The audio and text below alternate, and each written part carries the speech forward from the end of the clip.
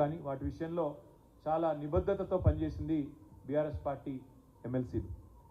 ఈసారి కూడా మీరు ఆలోచించవలసింది, దయచేసి విజ్ఞప్తి చేసేది మీకు, ఈ ప్రభుత్వం మీరు ఎట్లా మిమ్మల్ని వంచిందో కాంగ్రెస్ ప్రభుత్వం మీ కళ్ళ ముందే ఉంది. 5 నెలల్లో కళ్ళబొల్లి కబుర్లు చెప్పి ఎన్ని రకాల మోసం చేసిందో మీ కళ్ళ ముందే ఉంది.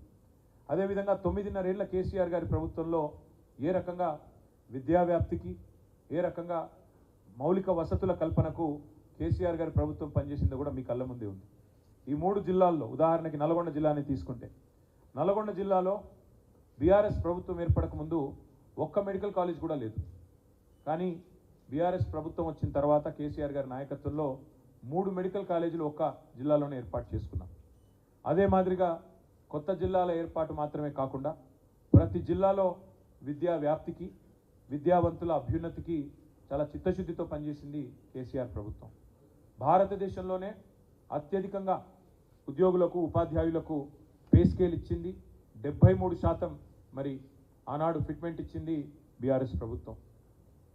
అదే మాదిరిగా 2 లక్షల ఉద్యోగ నియామకాలు.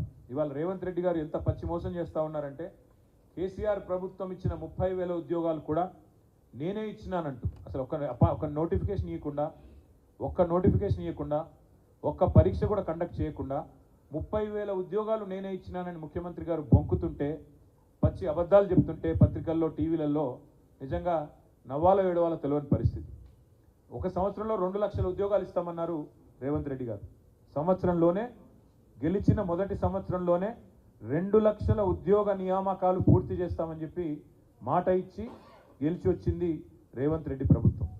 అందుకే విద్యావంతులైన మీ అందరికీ నా విజ్ఞప్తి, ఈ ప్రభుత్వానికి ఇప్పటికే 5 నెలల కాల పరిమితి ముగిసింది. ఇంకా 6 నెలల్లో 2 లక్షల ఉద్యోగాలు భర్తీ చేయాలి. మరి 2 లక్షల ఉద్యోగాలు భర్తీ కావాలి అంటే ప్రశ్నించే గొంతు ఉండాలి, ప్రశ్నించే పార్టీ ఉండాలి. ప్రజలకు న్యాయం జరగాలి, విద్యావంతులకు న్యాయం జరగాలంటే ప్రశ్నించే రాకేష్ రెడ్డి లాంటి ఉత్సాహవంతుడైన యువకుడు శాసన మండలికి రావాలి. ఇవాళ కావాల్సింది అధికార స్వరాలు కాదు, కావాల్సింది ధిక్కార స్వరాలు, కావాల్సింది తప్పకుండా ప్రశ్నించే స్వరాలు, తప్పకుండా ప్రభుత్వాన్ని నిలదీసే స్వరాలు కావాలి.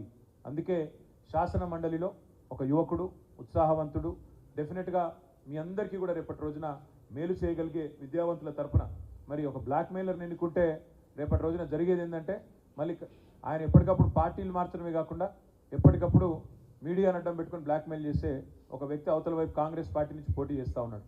ఆయన ఎప్పుడు ఏ పార్టీలో ఉంటాడో తెలియదు, ఎప్పుడు ఎవరిని నిందిస్తాడో తెలియదు. అట్లాంటి వ్యక్తులకు కనుక అవకాశం ఇస్తే, గతంలో మనం నల్లగొండలో నయీంని చూసినాం, మళ్ళీ అట్లాంటి వాడిని ఇంకోని తయారు చేసినట్టు అవుతుంది. ఇట్లాంటి వ్యక్తులకు కనుక అవకాశం చట్టసభల్లో ఇస్తే, దయచేసి అందుకే కోరేది ఒక యువకుడు, విద్యావంతుడు, ఉత్సాహవంతుడు, మరి అన్నింటికి మించి ప్రశ్నించే సత్తా ఉన్నవాడు, చదువుకున్నవాడు, ముఖ్యంగా పెద్ద ఎత్తున అవసరమైతే అమెరికాలోనే స్థిరపడి అక్కడే కోట్ల రూపాయలు సంపాదించుకునే అవకాశం ఉన్నా దానికి కాదని రాజకీయాల్లోకి వచ్చి, ప్రజా జీవితంలోకి వచ్చి ఇవాళ మీ ఆశీర్వాదం కోసం మీ ముందుకు వస్తున్న తమ్ముడు రాకేష్ రెడ్డి గారికి అవకాశం ఇచ్చి గెలిపించాలని కోరుతూ, మా పార్టీ పరంగా కూడా మా నాయకులందరం కూడా మీటింగ్ పెట్టుకున్నాం. మరి రాబోయే 10 రోజులు, ఎందుకంటే 25 తారీఖు లాస్ట్ ప్రచారానికి, ఈ 10 రోజులు కూడా అందరం కూడా ఎక్కడి వాళ్ళం అక్కడ కష్టపడదామని నిర్ణయం తీసుకున్నాం. మా పార్టీ పరంగా పూర్తి ఎఫర్ట్ పెడతాం. తప్పకుండా తమ్ముడు రాకేష్ రెడ్డి గారిని 3 జిల్లాల విద్యావంతుల ఆశీస్సులతో గెలిపించుకుంటామని చెప్పి కూడా ఆశాభావంతో మీ అందరికీ కూడా ధన్యవాదాలు. మీలో కూడా ఓట్లున్న వాళ్ళు కూడా దయచేసి మాకే ఓటేయాలని చెప్పి కూడా హృదయపూర్వకంగా విజ్ఞప్తి. Thank you.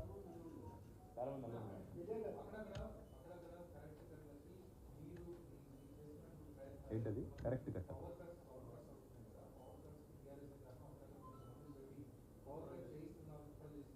రేవంత్ రెడ్డి గారికి కేసీఆర్ గారికి తేడా ఏంటంటే, కేసీఆర్ గారు 10 ఏళ్ళు ప్రభుత్వాన్ని నడిపినా ఎన్నడూ ఒక పొల్లు మాట కూడా రాష్ట్ర ప్రభుత్వ ఉద్యోగుల గురించి మాట్లాడలేదు. ఎందుకంటే వారితో మాకున్నది